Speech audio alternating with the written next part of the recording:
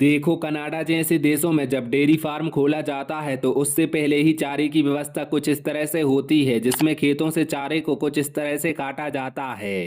फिर मशीनों से बाले हुए चारे को ट्रकों में लाद कर चारे को गोदाम लाया जाता है। फिर बड़े बड़े ट्रैक्टरों की मदद से चारे को खींचकर एक कोल्ड स्टोर में इकट्ठा कर लिया जाता है।